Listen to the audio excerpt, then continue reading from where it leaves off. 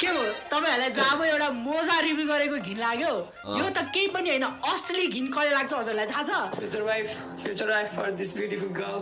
beautiful underwear, right? Future wife. मैले भने नि यो त